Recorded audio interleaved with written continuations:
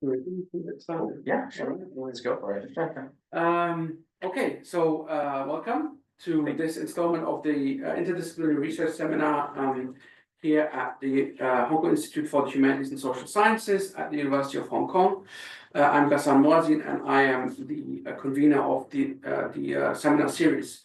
So today we're very honored and pleased to welcome to the seminar series Professor Xing from Polytechnic University in Hong Kong. And actually recently, or not recently, while we were just talking, he gave a talk about kind of part of this project a few years ago, and so we're happy to welcome him back at this time. So Professor Hung is Associate Professor of History at the Hong Kong Polytechnic University. He has published widely on early modern maritime East Asia, and has written two books about this. The most recent book that just came out with Cambridge University Press is called The Port, Hatien and the Mo Clan in Early Modern Asia, and that's also what he is going to talk to us about today, luckily. Before I hand things over to Professor Hung, I should say that the format is as usual. We have roughly half an hour, or a bit more maybe, of presentation, and then followed by Q&A. If you have any questions for Professor Hung, please, if you're online, please feel free to post them through the Q&A button. If you're with us in person, you can ask them as usual by raising your hand very easily. So, yeah, without any further ado, Xing, if you're ready, please feel free to get started. Okay. So first of all, thank you, Ghassan, for the kind introduction, and it's also good to have a talk with you after so many years. I recall the last time we had this conversation was during the pandemic, and my project was still more in its initial phases. So today, this talk will be based largely on my published book, and the title is The Mo Clan and Hatien in the Chinese Century of Maritime East Asia, 1650 to 1800. So I think one of the big claims that I make in my book speaks about Hatien's status as a free port.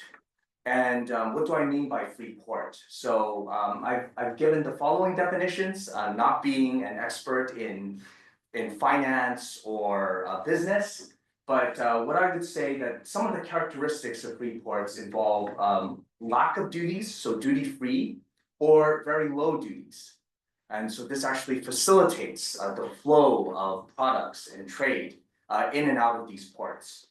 It also allows the relatively free move of people. In addition, these places are where financial services can concentrate. So providing loans or funds to support commercial activities, as well as a bunch of financial instruments that spawn off of that. To have a free port, you also need a very large hinterland, as well as the presence of regional and perhaps even global markets. So you have places where these goods can go to, or product sources where goods can originate from.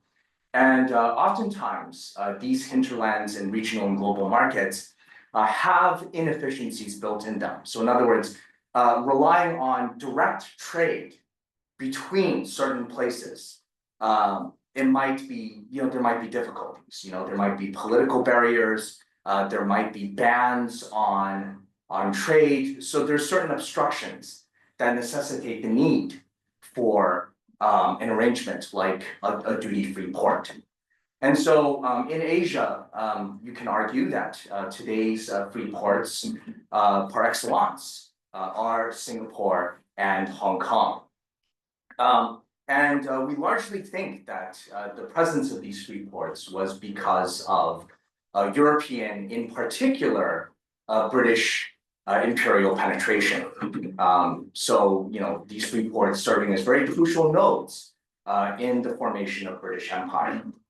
But what I've discovered over the course of my research is that a century before the founding of Singapore and then Hong Kong. In the 18th century, as a matter of fact, there already existed a port that fulfilled many of the features of what would be characterized as a free port. And that is actually the subject of my book, Hatien. And so what I'm going to do now is to speak a little bit about the background behind Hatien's rise. And in many ways, it fulfills a lot of the functions of a free port precisely because of structural barriers existing in both its immediate neighborhood and the overall Maritime Station region. So a series of events that I describe here contributed to the rise of Hatien. So first of all, in China, the sort of half a century between 1644 to 1683 involves the transition from the Ming to the Qing. And after the Qing took over China, there was significant Ming loyalist resistance in the coastal areas. And the primary resistance along the coast was led by the Zhen family, so Zhen Chenggong and his descendants, who forged a base in Taiwan. And Taiwan, actually, starting from around the 1660s, became sort of a focal point, not only for Ming loyalist resistance, but also for a kind of attempt at an expansive Chinese commercial empire. And so actually the Zhen family had ambitions to expand into the maritime world. So they made several attempts to occupy the Philippines, for instance. And one of their focal points, in fact, was also this place right here, the Mekong Delta. And at the time, this vast area, very vast fertile area, belonged under the loose control of Cambodia. And so the Zhen actually formed an alliance with a group of pirates, as well as Ming loyalist militias in Western Guangdong province. And it was this group of people who started settling down and conducting trade in large numbers in the Mekong Delta from the 1660s, and actually forging very close relations with the Cambodian court. But these Ming loyalists were not the only group of people who were trying to contest for control and influence over Cambodia. In addition to the Ming loyalists, you had the southern Vietnamese regime of Cochin China. And one decisive year was 1672. So previously, Cochin China was engaged in a long-term civil war with its rival to the north, Tonkin. And so both northern and southern Vietnam were engaged in a long-term civil war. In 1672, there was an uneasy truce that took place between them. So both sides ceased hostilities. As a result, the Nguyen lords of Cochin China were able to turn their full attention towards expansion towards the south. And so first of all, they largely swallowed up Champa, and that actually allowed them to enter into the competition over Cambodia with another major mainland Southeast Asian power, and that is Siam. So what you had by the end of the 17th century was a competition between Cochin China, Siam, as well as the Ming loyalists. And I think all too often, Vietnamese historiography portrays these Ming loyalists as subordinates or dependents of the Nguyen lords of Cochin China. In fact, especially initially, they were independent players. And so they were all trying to compete over control of Cambodia. So why Cambodia? Why does Cambodia become a venue for this intense geopolitical competition? And the answer here actually lies in Cambodia's decentralized power structure. So Cambodia was a monarchy under the control of a king, but within Cambodia itself, there were actually multiple power centers. So in addition to the king, you also had lesser versions of the ruler. So this would include the co-king, the Upayu Raja, who was in many ways, he was kind of, a brother, a lesser brother, an uncle, a relative of the king, who technically did not qualify for succession. And you also have the viceroy or uparaja, who was usually the crown prince or someone who might qualify in the future for the succession. And the thing is that, the co-king and the viceroy, they all had their own courts, they had their own nobility, they had their own soldiers, and they also had a bunch of provinces under their control. Now, especially in the coastal areas, and this area was very lucrative in generating revenues from maritime trade for Cambodia. You had a group of foreign headmen known as Shabandar, technically masters of port. It's basically every single kind of ethnic mercantile community governing themselves according to their own customs under the control of a headman. So in Phnom Penh, which was a leading port for overseas trade, you had Shabandar over Chinese. And when I mean Chinese, you also have many groups like the Hokkien, the Cantonese, and later on, Hakka, Teochew. So the Japanese, Portuguese, and the Viet, they had their own Shabandar controlling their own communities. In addition, you have the Dutch East India Company establishing a trading post in Phnom Penh until the late 17th century. And I think more so than in many other countries, the Shabandar had a lot of authority. In addition to overseeing trade and governing their communities according to their laws, they were also allowed to maintain a mercenary force.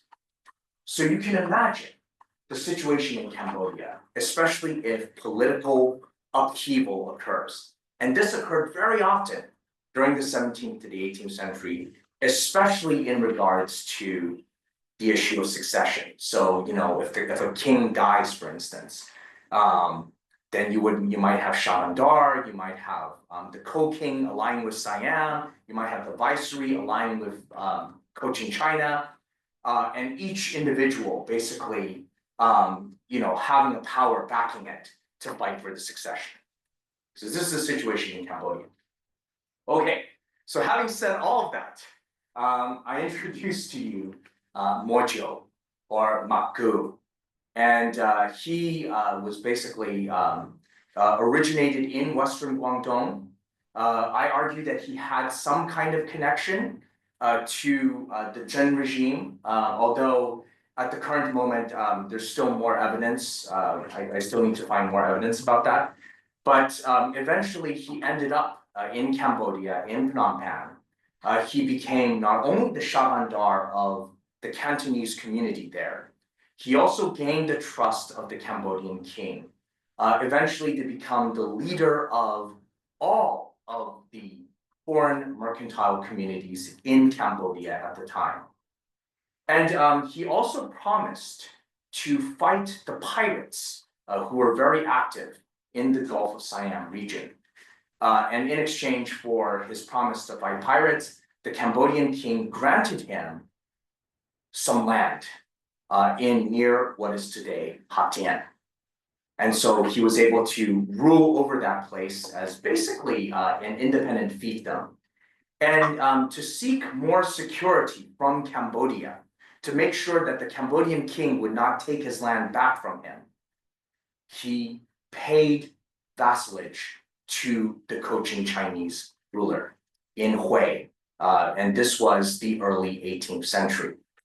Now, many scholars say that his allegiance to the Cochin Chinese ruler, the Nguyen Lord, was the beginning of Ha Tien's submission to Vietnam.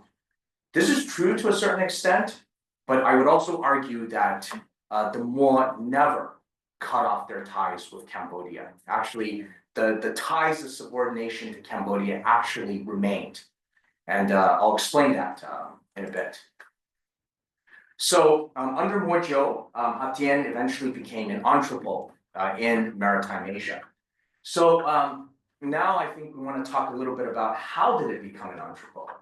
So first of all, I think it was very well located Given the shipping technology of the 17th to the 18th centuries, if you're going from Southeast Asia to China and in the other direction, the Gulf of Siam area was a natural place to stop. Because given the summer monsoon and the winter monsoons, it was not that possible to make the entire journey. For instance, from if you're going from what is today Indonesia to coastal China. So oftentimes you would need some kind of stopping point in the middle, and the Hatian area proved to be very ideal. But in addition to just the fortunes of geography, there are other more man-made structural factors that come into play. So first of all is there were restrictions on the free movement of goods and labor. One of them came from the Dutch East India Company.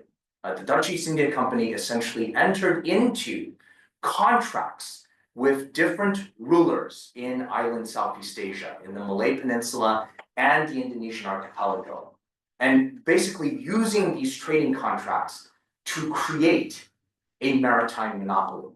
And if you break the maritime monopoly, the Dutch will send their ships, they will use powerful weapons to force you into line, right? So that was the deal. Essentially, the Dutch wanted certain strategic products. The Dutch wanted to trade on their ships. For other goods, the Dutch hoped that Chinese ships, for instance, would only go to Batavia or present-day Jakarta and nowhere else. So this was an attempt to maintain what they called a mare clausum, or the closed seas. Something similar occurred with Qing China. So after overcoming the Ming Loyalist resistance in 1683, the Qing experimented with many different policies towards private maritime trade. In 1684, it initially tried to just open up the entire coastline to private trade. So as a result, huge numbers of Chinese merchants from Qing territory went to all parts of maritime Asia, settling down, conducting trade, opening up new land. But towards the 18th century, however, the Qing started stepping back from that. It first wanted to experiment with a limited maritime prohibition that wasn't very successful, lasted for about a decade. And then from the 1730s onward, the Qing decided to allow Chinese traders to go abroad from China, but restrict the access of foreign merchants, especially Europeans, to the Chinese shores. And over a 30-year period, there formed what became known as the Guangzhou system. And this was especially to basically ensure that Europeans could only deal with China through the port of Guangzhou. However, the nature of Qing commercialization made it so that the Qing became very dependent on regional and even global markets to sustain itself. So Qing commercialization was characterized by tremendous population growth, but population growth that was starting to press upon resources, especially within China. And at the same time, commercialization gave rise to significant demand among the Qing elites. And so this naturally led to Qing engagement with maritime Asia, especially Southeast Asia.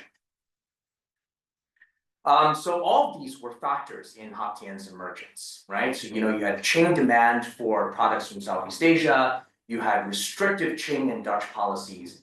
And I think another major factor was the massacre of the Chinese population of Batavia in 1740. And this massacre actually diverted a lot of Chinese shipping away from going to Batavia. They started going to other ports, even violating the Dutch restrictions on trading only through Batavia. And Hatian actually became a beneficiary of that. So Chinese merchants started, Qing merchants in particular, started going to Hatian in very large numbers.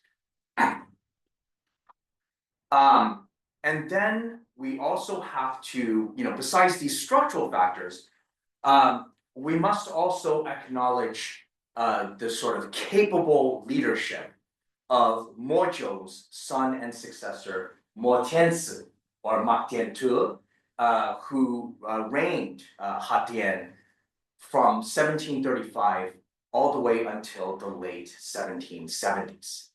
And so Mo Tianzi espoused several policies that made Hatian very successful, because Hatian was actually just one of many ports along the Mekong River Delta, along the Gulf of Siam. Any one of these places could have emerged as a kind of focal point for trade, but Hatian was very successful. So here I want to share with you a poem by the Qing Guangdong poet Ling Yangcao, and basically I think this poem is, I like to share this poem because it actually describes in vivid terms a person's journey to Hatian to conduct trade. So it's actually a kind of what should I say, a kind of verbal journey through poem from the China coast to Hatian, and actually describes many characteristics of Hatian that make it such an attractive place to trade.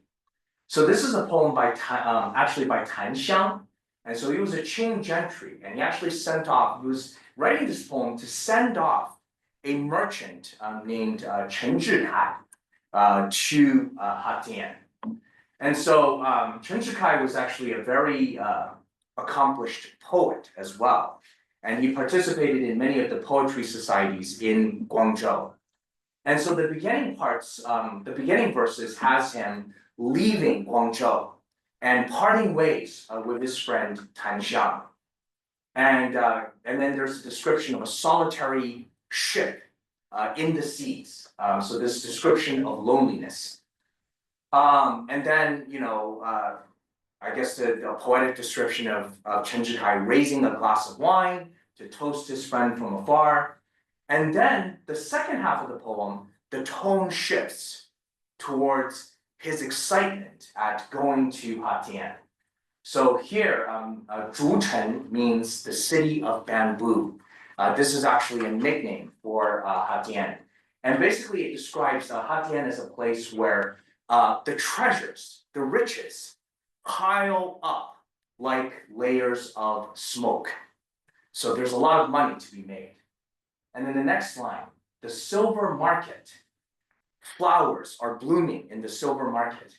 And in 1 month, the flowers become an entire forest. Here, you could think of him describing the natural scenery, but what this means more is silver. When you put silver there in the market, you can obtain interest. In a month, your money will double, right? So, and then, when you go to Hatian, the spring is going to bring warm weather. And then the final line speaks about Mo Tianzi himself. I'm speaking of him as being very cultured and prizing Southern talent. Well, there's two ways to read these characters. Nanjing. Nanjing could mean Southern talent. So on the one hand, he prizes talent, he welcomes other poets. The other way to read this is Nanjing is a description of copper, which plays a very important role in Hatian's economy. Okay, so there are several things that this poem actually reveals. Number one, Hatian was a very important transit point in maritime Asia. So in other words, from Southeast Asia, including Hatian's own hinterlands, as well as other parts like Palembang, Batavia, the Malay Peninsula, Hatian was a place to gather natural resources. So these would include, rice, pepper, forest products, dried meat and fish, seafood, tin, as well as copper. All of these goods would gather in Hatian before being shipped off primarily to supply the market in the Qing. At the same time, from the Qing, you have a huge export of Chinese laborers because there needed to be people to work the pepper plantations or to extract forest products or to mine for tin. So large quantities of surplus labor from China would go to island Southeast Asia, and they oftentimes made Hatian a stopover point. And at the same time, Hatian became a supplier of Chinese goods because these laborers, when they go to Southeast Asia, right, they needed Chinese goods. They needed things like paper, tea. And the key thing about these Chinese laborers is that when they go to Southeast Asia, their labor becomes more expensive compared to China because Southeast Asia had a population, it wasn't that dense in terms of population. So human labor was actually more scarce. So this actually created a huge market for Chinese goods outside of China. So what you see is an offshoring of the Chinese economy to Southeast Asia. Actually sounds a lot like today, to be honest, right? And then eventually Hatian emerges to become a financial center. So a lot of the copper, a lot of the tin that goes to Hatian becomes cast into coins, and these coins circulate very widely in what is today Vietnam, Cambodia, Siam, and also in the territories under the influence of the Dutch East India Company. And a lot of silver actually end up in Hatian as well, because Hatian actually ran a trade surplus with all of its neighboring regions. So Mo Tianzi maintained this very lucrative system through equidistant diplomacy. So we oftentimes tend to think about Mo Tianzi as a vassal of Cochin China. And I mean, I don't disagree with that. I mean, he was a vassal of Cochin China, but he also maintained multiple subordinations. So what do I mean? You can actually see this very well in this memorial that was written from Mo Tianzi to the Governor General of Guangdong and Guangxi, Li Shiyao, in 1770. So if you look at this opening here, okay, the opening here, he identifies himself as Congde Hou, or Tongduk Marcus. This was the title given to him by the Nguyen Lord of Cochin China. So he is using a Cochin Chinese title. But the problem is, there's no mention of Vietnam here. There's no Annan or Yunnan or these characters. He just began straight with Hatian garrison. Okay? Now at the end, how he dates his letter, that's also very interesting. The characters of Tian Yun. Tian Yun could mean, so Tian Yun verbatim translated means heavenly movement. Actually, if you're familiar with Chinese history, overseas Chinese in Southeast Asia, this might be familiar to you as a secret society label or anti-Qing, pro-Ming resistance kind of dating system. That's true to a certain extent. But what I discovered was in reading a Vietnamese translation of the Cambodian Chronicles, the Royal Chronicles of Cambodia, they actually have a description. Tian Yun actually is a sort of Sino-Viet translation of the Cambodian Buddhist calendar. So I think that the Cambodian Buddhist calendar, the dating the years from Buddha's birth, this is a dating system used in Cambodia and Siam. So you can argue that Mo Tianzi was either having a Ming loyalist statement or he was dating this in the Cambodian calendar. The third thing to note is that he refers to the Qing as the celestial dynasty, Tian Chao. Okay? So I think here in this one memorial, you can see Mo Tianzi's equidistant diplomacy at work. And so I'm just going to describe to you what that entails. Towards Cochin China, he's the Tongdu Marcus. But he retains the ranks and titles given to him by the Cambodian court. And one could argue that he even received new titles and ranks from the Cambodian court. This title known as Priya Sotwat. And I've done some research into Priya Sotwat. Priya Sotwat is actually a minor royal relative of the Cambodian court. So he's a minor royal relative of the king. And actually, if I looked through the Cambodian chronicles, before Mo Tianzi's Priya Sotwat title, there was another Priya Sotwat who lived in the 16th century. I mean, basically, he was responsible for the Hatian area, for managing the defense and commanding the garrison there. So what this means is that Mo Tianzi's Priya Sotwat title is basically the same as the Tongdu Marcus. They're both responsible for guarding the maritime garrisons, overseeing troops, so acting as a kind of commander-in-chief. And so the term Priya Sotwat gets mentioned in this letter that was written in Khmer that you see here from Mo Tianzi to the Tokugawa shogun of Japan in 1742. This is a connection that I will talk to you in a little bit, okay? And Mo Tianzi also tried to incorporate his realm as a kind of network within the Dutch East India Company's network. So he wanted, so he's basically trying to define himself as another sort of port polity, just like other port polities joining the Dutch East India Company's network.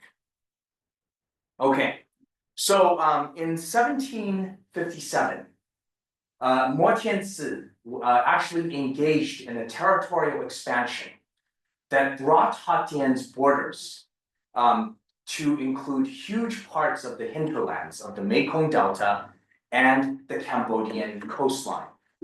And so he was able to control the approach of the Gulf of Siam and the South China Sea. And how did he do this? So according to the Vietnamese records, he backed a Cambodian king. And because of that, the Cambodian king gave him all of this territory. But the reality is, and then afterwards, he actually tried to give this territory to the Cochin Chinese lord. The Cochin Chinese lord said no and returned the territory back to him. So that's the Vietnamese record. Actually, what Mo Tianzi did was that, it only makes sense more if you look at the Cambodian context. He backed a Cambodian king. The king was victorious. So the king, as a reward, granted Mo Tianzi the title of the Viceroy of Cambodia. And actually, this title appears in a letter written by Mo Tianzi to the Dutch East India Company, headquarters at Batavia, in 1770. Moreover, the French and Spanish missionary records mention Mo Tianzi as the Viceroy or the Viceroy of Hatian. Okay, so with this new territory, he encouraged Chinese, Viet, Khmer, and Austronesian settlers to migrate to the hinterlands to open up new land. So in many ways, we tend to think of Viet people as the newcomers to this area, but in reality, Mo Tianzi also recruited Chinese. He also recruited Khmer people to settle this area, as well as people from the Cham, as well, and the Malay Peninsula. Okay, so Mo Tianzi espoused equidistant diplomacy, so he paid vassalage to multiple powers. Another thing that he did was to rely on horizontal networks, horizontal mercantile networks, to balance vertical subordination. So one of the things that he did was to forge ties with Chinese mercantile networks, especially the mercantile networks based at Batavia. So in Batavia, there was a leader of the Chinese community, known as Lin Chipko, in Chinese is Lin Qiguang. And one of the surprising things I found looking through the Dutch sources was that the grandson of Lin Qiguang, named Lin Hoquang, was actually based at Hatian. And he was described as, quote unquote, the lieutenant of the Chinese community there. So he was basically an agent of Chinese merchants serving Batavia. And these Chinese merchants did business between Batavia and the Chinese coastline. So that was a connection made to Chinese merchants. In addition, Mo Tianzi forged ties with mostly lower level Chinese and Vietnamese elites. And the way he did that was through forming a poetry society. And I think, Gassan, this was the topic of my previous talk a few years back. So I'm not going to go into much detail about it. But this poetic collaboration, essentially, he sort of sponsored a lot of Chinese and Vietnamese elites to come to Hatian at his own expense, and to sort of, compose poetic verses with him. In addition, he also maintained long distance poetic conversations that went together with the shipping lanes. So in other words, he would write some kind of poetic lines, send it on a ship to Guangdong or to Vietnam or to Fujian, and the elites there would write their responses and send it on the commercial ships and send it back to Hatian. And eventually several poetic anthologies were created as a result. And of course, the most famous is the 10 Verses of Hatian anthology. This was based on poetic verses based on 10 places of scenic value in Hatian. And Mo Tianzi wrote the preface that you see here. Okay, now, one of the reasons why he wanted to maintain this long distance literary connection, I think on the one hand is to appeal to shared values. So a shared cultural tradition, shared Confucian ties. This actually decreased the costs of doing business, right? If you think about, for instance, like, good analogy today, the European Union, right? I mean, to break down the barriers, you want to have shared values, right? And so this actually makes doing trade across borders a lot cheaper, right? And I think there's also more pragmatic value to Mo Tianzi's cultivation of ties with especially Qing elites. And I found this evidence through looking at some of the local gazetteers. So Mo Tianzi actually had a son who was his designated successor. And his name is Mo Huang, or Maktu Huang. And he actually maintained very close ties with Fujian merchants and elites in the Jiangnan area, especially Shanghai. And why was he doing that? I discovered that, in fact, a lot of ships from Hatian went to places as far north as Ningbo and Zhoushan, off the coast of present-day Shanghai. And so I asked myself, what were they doing there? Well, one of the key reasons that they were doing so was they were buying Japanese copper coins from Chinese ships heading back from Japan. And the reason for this is because the Tokugawa shogunate of Japan had, they espoused what is called a sakoku, or closed country. This term is very disputed. I'm not even going to go into that. But they espoused this kind of policy that severely restricted the flow of copper. And Chinese ships directly from China had a greater advantage than Chinese ships coming from Southeast Asia. And so it made a lot of sense for Mo Tianzi to send ships to places like Ningbo and Zhoushan to get the copper to go to Hatian to cast them into coinage. I think the work of Li Tana has shown that, the entire area of Maritime Asia was running perpetual shortages of copper. So another tie that, okay, yeah, so I better hurry, but anyways, okay. So another kind of horizontal linkage that Mo Tianzi maintained was through Catholic missionaries, and especially missionaries of the Franciscan order, so primarily Spanish by origin. And so Franciscan missionaries were actually encouraged by Mo Tianzi to establish parishes, establish churches in Hatian. And Hatian actually became a center of the district of Cambodia for the Franciscans. So why was this so? Was it because Mo Tianzi was simply a great person and loved all religions equally? Maybe that's the case, but there was a more pragmatic purpose.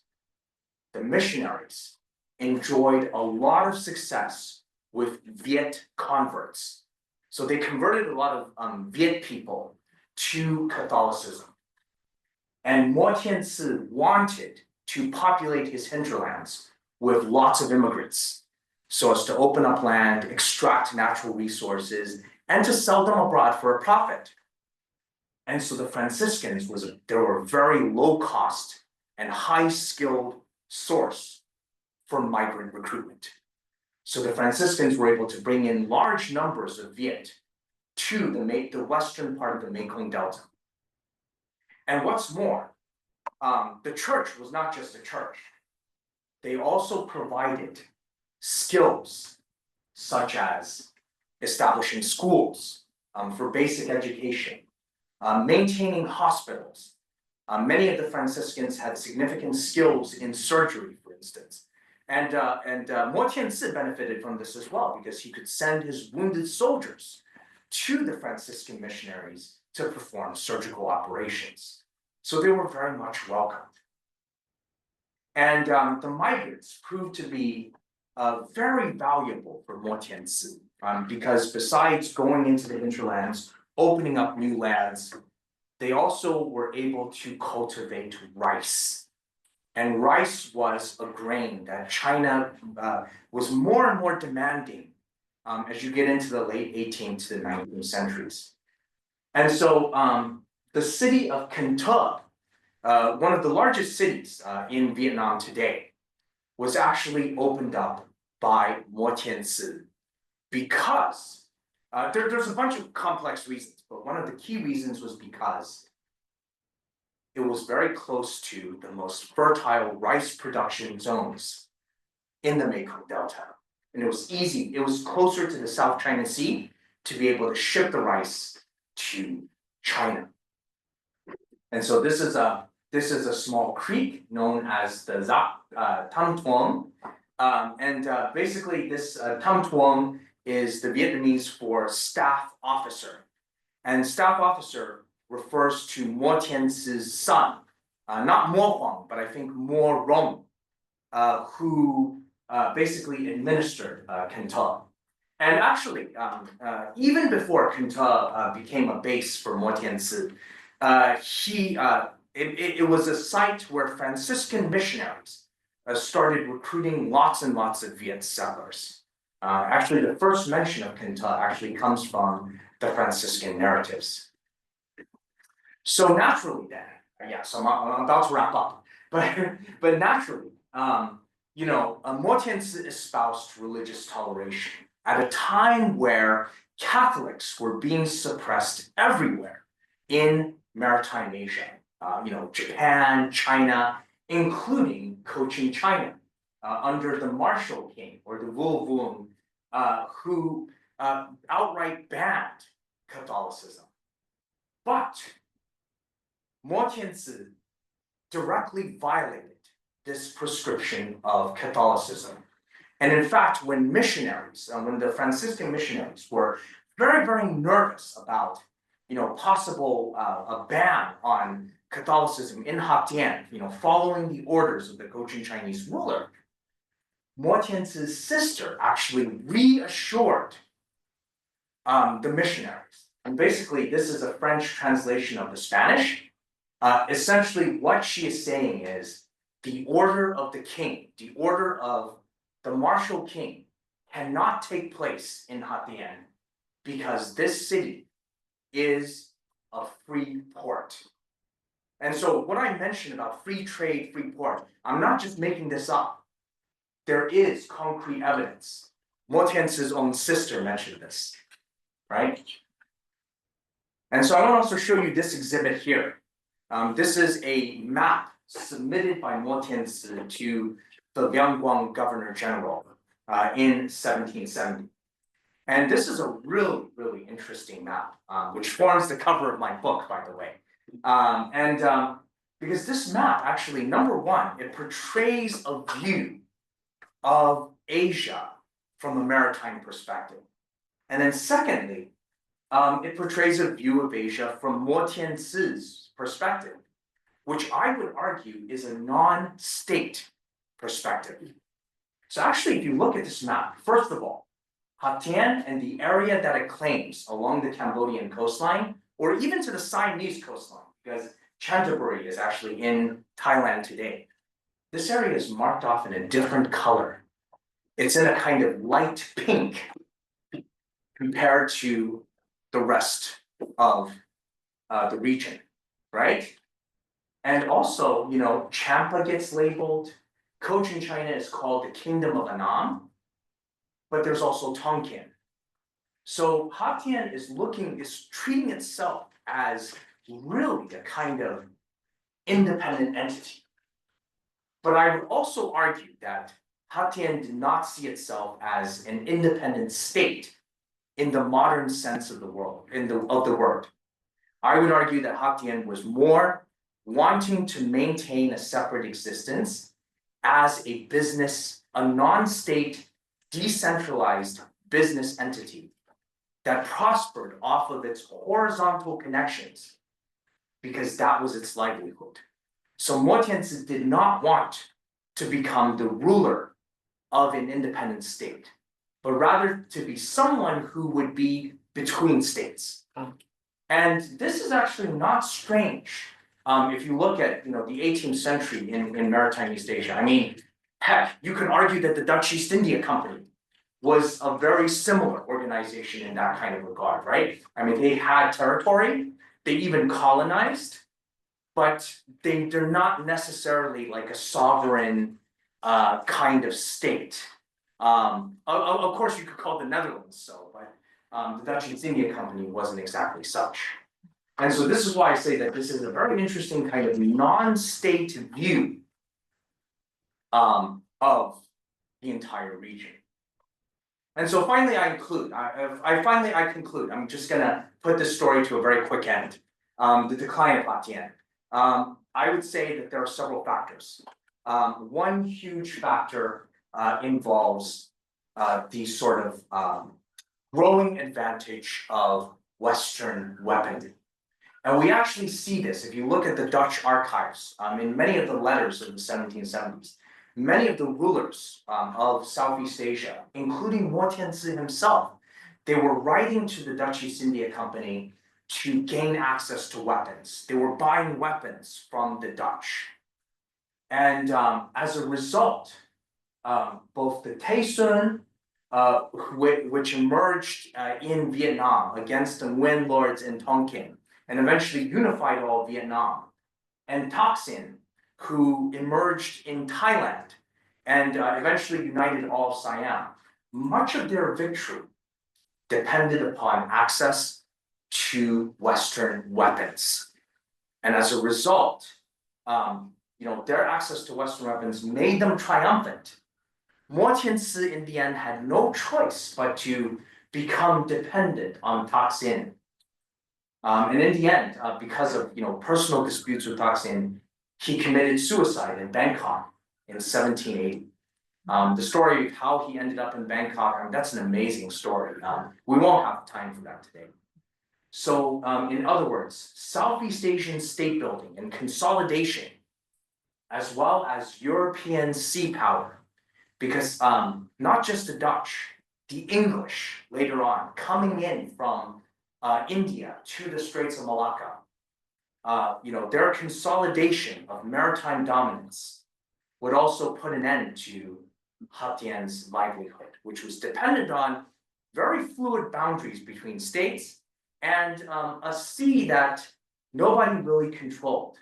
But when you have very clearly demarcated sea as well as land, Hatian, as a commercial entity, no longer had a reason for existence. So yeah, so that's my talk for today. Thank you so much. Thank you. Yeah, thank you so much for the great talk. As I said, we have some time for questions now. So if you have any questions of the people here who are with us here, please just ask them. We already have our first question online. But if you have any questions, if there are any questions from our attendees online, please just put them in the Q&A. Submit them to the Q&A button in Zoom, and then I will read them out for Professor Han to reply to.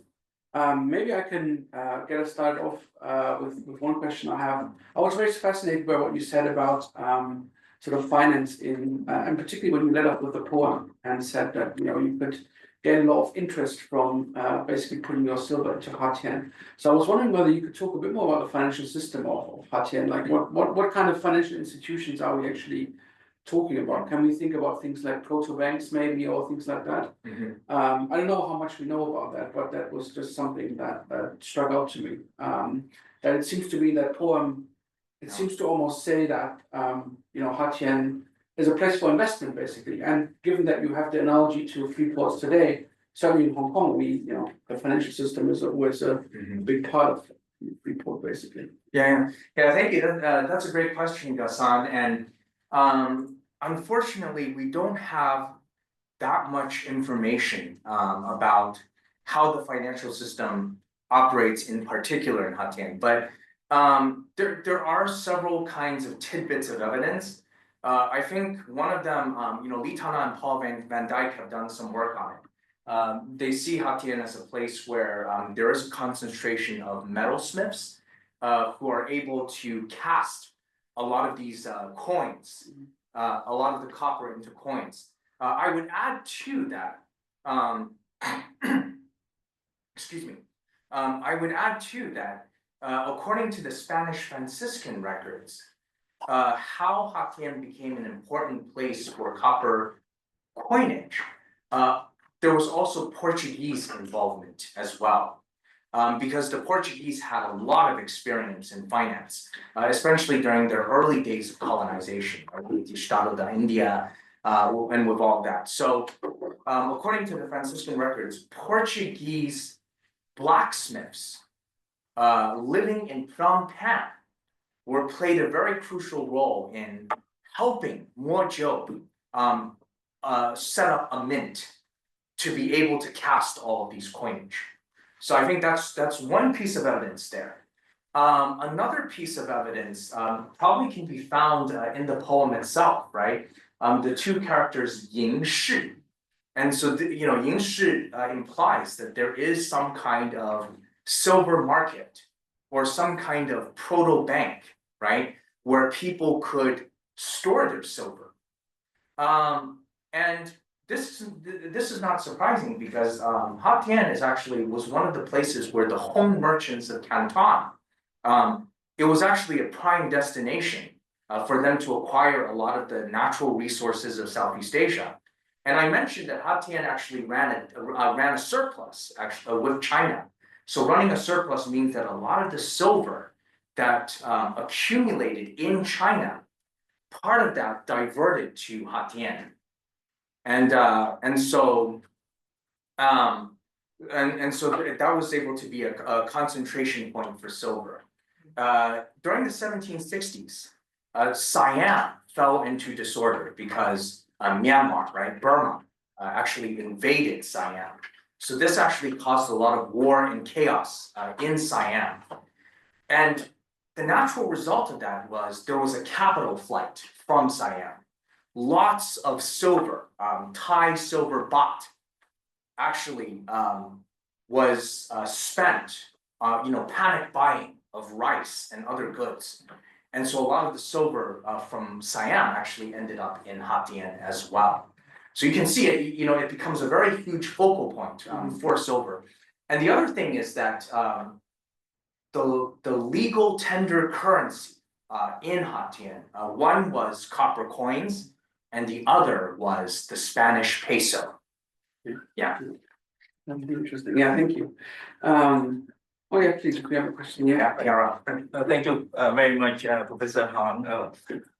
I've been looking at this aspect for a very long time. I'm so glad that somebody has written a book on this aspect, because what you wrote in the book is not just about understanding the maritime network, the port city of Hatien, but it also helps people to understand the political dynamics or the business connection in the inner lane, which was actually shaped by what happened along the coastlines. I actually have so many things to say or to ask. One observation is that the more you talk about Hatien, the more it reminds me of another sovereignty called Battambang. Mm-hmm. So that was an inner lane city under the control of the sovereignty of the largest Yama Empire, but it also established currency, diplomacy with other countries, have Western weapons in a very similar way to the port city of Hatien, but that one is located in the inner lane. And the leaders of Battambang ended up the same way, escaped to Siam, and then become Thai, influential in Thai politics in the modern times. Mm-hmm. So these people, so perhaps you talk extensively in the book, which I haven't finished. I read some chapters. If you could briefly say why this, the leader of Hatien ended up going to Siam and committed suicide there. That would be one question. Another question is about the connection with the Cambodian court and the Vietnamese court, because there was, I call it a rumor. I started so historical accurate. I think we're talking about 1620s, when there's a belief that there was a Cambodian king who give away the southern part of Cambodia to Vietnam. I think that one is not so historically accurate, because if we see the history of Hatien's connection toward the Cambodian court and the Vietnamese court, it only happened mainly in the 17th century, which is a lot after the early the year 1620s. Mm-hmm. So, based on your observation, did the leader of Hatien wanted to connect themselves to the Vietnamese court, or connect themselves to the Cambodian, and then through the Cambodian to the Siamese? So, talking about power relation, which one is stronger? Okay. Yeah. Thank you so much. A lot of food for thought and very great questions. My response to your comment on Battambang, that is a really interesting connection I have not thought about before. But actually, if you look at how Battambang came into play, you similarly had, but in this case, it's more of a Khmer noble who actually goes there. But the rest of the story is very similar, right? Seeking protection from the Siamese ruler, Yes. and then the Siamese ruler giving Siamese ranks to Battambang, and then allowing the this leader family. of Battambang actually ended up fighting in Hatien too. So he was saying so Siamese king to Hatien to fight for power there as well. So there's a lot of direct connection. Right, that's right. And I also recall that the later leader of Battambang was also very influential in getting one of the Cambodian kings to power, and winning the victory in the power struggle. Yes. But then later going on and taking protection under Siam and remaining that way actually until the 19th century. It was really the French, Yes. who forced the retrocession of Battambang to Cambodia. Yes. So that's also a huge and fascinating story in and of itself. Yeah, absolutely. And I think today, if you go to Battambang province, there's still many things Thai about that kind of place. Yeah, I've never been there personally, but I heard many Cambodians mentioning how different Battambang is.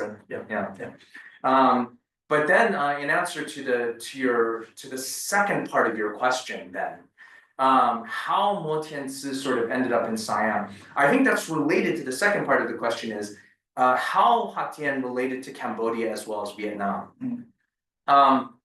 I think the relationship between Hatien and Vietnam is definitely one of subordination.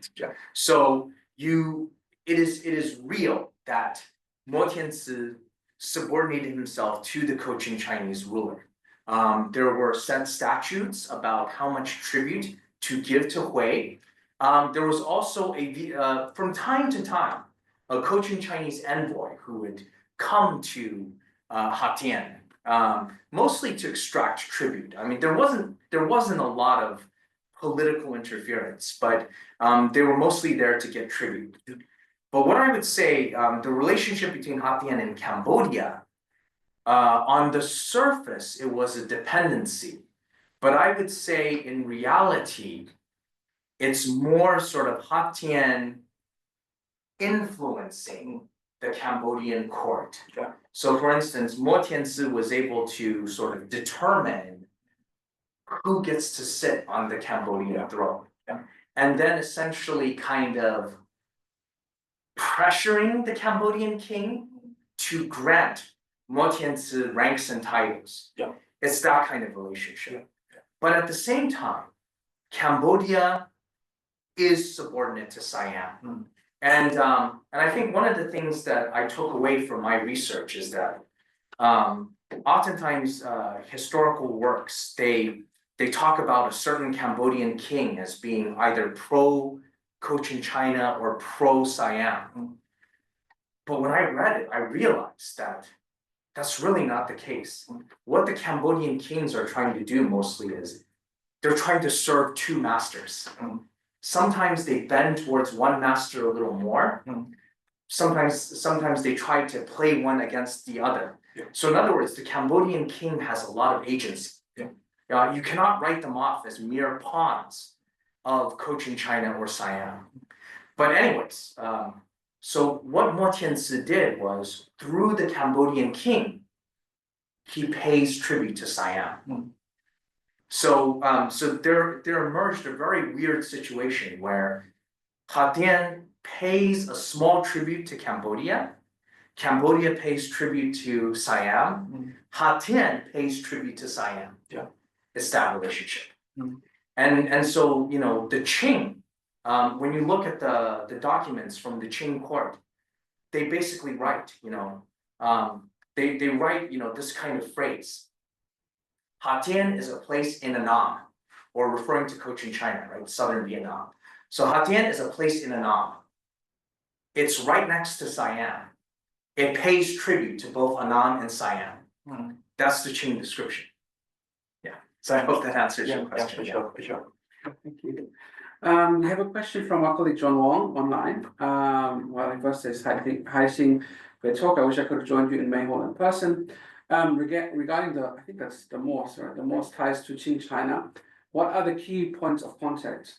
In your presentation, we see that correspondence with the Governor General of Liangguang. Did the interactions follow primarily diplomatic routes, specifically through the highest Qing official in Canton? In the literary exchange, do we observe any linguistic peculiarities specific to the region? Additionally, in their commercial exchanges spanning Fujian and Jiangnan, is there evidence of native place ties? Thank you, John, and it's great to meet you again, even if virtually, and hopefully we could have another opportunity to kind of catch up in person. And you asked some very great questions. Mo Tianzi's ties, I think, with China are complex as well as multi-layered. So in other words, I think the earliest evidence for any kind of official ties, like official correspondence between Mo Tianzi and the Qing, only occur in the late 1760s. And it occurred because of a specific context, the Myanmar invasion of Siam in 1767. Because that invasion actually brought to an end the old Ayutthaya dynasty and brought to the rise of Thaksin, who would go on to unify all of Siam. And the Qing initially were very concerned about the Myanmar invasion of Siam, because during the late 1760s, the Qing itself was engaged in a border war with Myanmar. So the Qing actually had an idea, a kind of plan to sort of kind of identify whom they could support in Siam, who could lead some kind of resistance movement against the Myanmar. So that way the two sides could coordinate their efforts. So the Qing forces would put pressure on the Myanmar border. The Siamese, whoever they would be, would put pressure against Myanmar from Siam. So it was this kind of plan. And it was within this context that the Liangguang Governor General started to come into contact with Mo Tiansi. And so there was a lot of exchange of letters, but not just an exchange of letters. The Qing actually sent patrolling admirals, or yoji, that's the term. So low-ranking naval officials to actually travel to Hatien to first of all acquire information. What is going on in Siam at the time? We don't know who's the successor, whom we could help. So Mo Tiansi comes into play. He starts giving the Qing intelligence about the situation in mainland Southeast Asia. He starts supplying maps, such as I'll show you. Such as the map that we see here on the slide. This supplied information about what region we are talking about here. So Mo Tiansi becomes very important as an informant, and perhaps one could even say possible ally of the Qing. So it's within this context that official contacts started to occur. But there's a deeper layer here, because how did Mo Tiansi get into contact with the Liangguang Governor General? It's because of the Guangdong-based elites, whom Mo Tiansi maintained a frequent poetic connection to, right? And then also, John, your question about the relationship with the lower Yangtze linguistic communications, as well as any evidence of sort of native place ties. Wow, these are really good questions, but also very deep, I would say. Linguistically, there's evidence that Mo Tiansi was multilingual. He spoke Chinese, he can definitely speak Vietnamese, and also Khmer, and possibly even Siamese, because according to documents from Franciscan missionaries, actually Mo Tiansi replied directly to a long-term resident of Siam. So we could see that he's definitely multi-talented, and it's not just him. I think a lot of people living in that region possessed multilingual skills. Native place ties. I think the more probably had native place ties in that a lot of the Hatien leadership, you can see that they all came from this kind of Western Guangdong, Hainan kind of background. But they did not identify themselves as Hainanese or Cantonese, actually. They actually identified themselves much more as classically Chinese, like classical Northern Chinese gentry. I think that's more of the identity that you see in their poetic exchanges. And that's why I think it made like the ability for the Mo to forge connections with Jiangnan literati that much easier, because for them, Jiangnan was more of the Chinese heartland. than Guangdong or Fujian, for instance. So actually having contact with, for instance, the Shanghai literati, that was a mark of tremendous prestige. Yeah, thank you. We've got another question from our colleague Professor Billy So, and he asks, thanks for the fascinating and enlightening narrative. Two questions. Yes, two questions rather. Did the Mo family establish a formal mechanism to handle commercial disputes that happened in the free port of Hatien under their control? The Batavia Chinese Capitan documents mentioned a lot of dispute settlements, and wonder if the same arbitration function was performed by the Moors. Secondly, the topic contextualized Hatian's free port story in, quote, the Chinese century of maritime East Asia 1650 to 1800, unquote. What does it mean? Chinese were dominating maritime East Asia during this period? Thank you very much. I mean, these are very great questions, and maybe I'll just come back to this slide right here. What I would say in terms of arbitration or sort of legal mechanisms, I think that this individual right here, Ling Hokwa, played a very huge role, a very crucial role in settling any kind of long distance disputes within the Chinese mercantile community. And actually, you did mention a lot of the disputes involving the Capitan. In fact, there was one such dispute that occurred in 1770, 1771 that involved Hatien, a case of piracy, as a matter of fact, between two subjects of Hatien that actually played out in Batavia. So basically, they were one involved a ship that was going to Batavia from Siam, and another ship actually sailed from Hatien.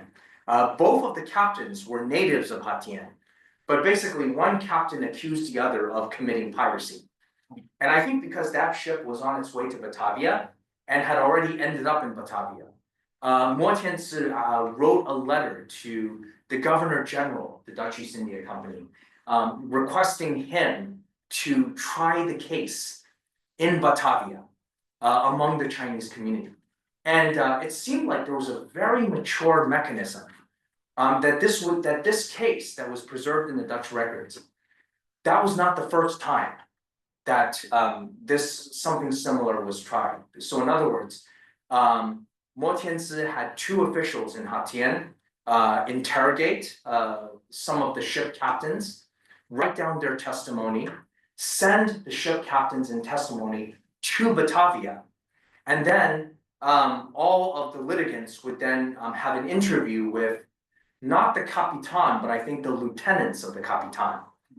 So they would get their deposition, and then I think the Chinese community would come to a judgment, make the recommendation to the Dutch Governor General, and the Dutch Governor General would then, I think, issue a final kind of verdict. So I think totally, yes. This is the key reason why you see like the formation of ties with people like Lin Hopua. The second part of the question involves Chinese century. You're right. I think I never mentioned the Chinese century in the talk because there were so many aspects that were involved. I think that the Chinese century, so this is a term that was devised by eminent scholars like Leonard Bousset and Karl Trachy, mostly used to characterize the 18th century as a time when Chinese private merchants played a very dominant role in long-distance trading networks in maritime East Asia. Of course, you have merchants from other ethnicities like Bugis, Malay, maybe dominating sort of short-term or localized routes. But in terms of the main routes, it's definitely Chinese merchants. You see a Chinese presence in the main ports. And even beyond that, you see Chinese settlers opening up new land, Chinese labor going into farming, plantations, mining, these kinds of activities. So this is kind of what I mean by Chinese century. What I would add that, even though on the surface this appears to be stateless, right, with private mercantile initiatives, But in many ways, you can also say that this is a product of Qing dominance, where Qing power, not necessarily speaking in terms of, you know, the Qing Navy sailing its ships in the seas all the time, but the fact that the Qing was an economic power and that it did have some kind of implied military force, it was in some ways responsible for underpinning the Chinese century. Yeah. Thanks. Yeah, we're running already over time, but there's one more question I thought online that I think we can maybe take as the final question anyways. And so the question comes from Fanny, and the question is, dear Professor Han, thanks for your insightful lecture. I have a question about Chinese merchants' interest in foreign markets in general. On the one hand, in the early 20th century, some Chinese business elites and foreign observers in China had characterized Chinese merchants as generally uninterested in overseas markets, relying on foreign merchants at the treaty ports as intermediaries for both Chinese import and export trade. On the other hand, recent scholarship has unveiled the active roles Chinese merchants played in trade with Southeast Asia, Indochina, the Indochina Peninsula, Japan, etc., building influential business networks and even contributing to the modernization of their country. My question is, how do you interpret the coexistence of these two seemingly contradictory phenomena? And how would you reconcile them in the same big picture of China's foreign trade between the 18th century and early 20th century? Thank you very much. It's a wonderful question. It's also a very broad question. I'm afraid I don't think I can answer it fully, but I'll take a jab at it. I feel that, you know, these contradictory scenarios exist because of the fact that even though we speak of Maritime Asia or Maritime East Asia as the time of the Chinese century, what you see is that there really isn't much Chinese business activity lying beyond, right? Especially if we look at so far, I think, you know, we don't see that much evidence for the Indian Ocean, maybe some evidence for the Pacific beyond the Philippines, maybe something for Northern Australian coastline, but I think the evidence is just very little at this point. Or, you know, maybe there's a ton of evidence, but we haven't delved into it that much. So my feeling is that, you know, the Chinese mercantile networks are very strong and very good where there's a strong Chinese mercantile network. Beyond that, however, when you don't have that many connections for your markets, for your goods, then it makes a lot of sense to depend on non-Chinese intermediaries, especially with European, American, and later Japanese power extending to these far-off areas. And I think, you know, if you want to look at the deeper meanings for that, you could probably trace it to the Ming maritime prohibitions, where, you know, especially after the Ming maritime prohibition comes into play, you don't see a lot of Chinese mercantile activity beyond the Straits of Malacca. And I think that's kind of the short answer to your very insightful question. Yeah, thank you very much. As I said, we are unfortunately already out of time, but what remains for me to do is, for all of us to do, Xing, is to thank you so much for taking the time to give us a talk and for answering all the questions so very patiently. So thank you very much. Thank you. Thank you, everyone.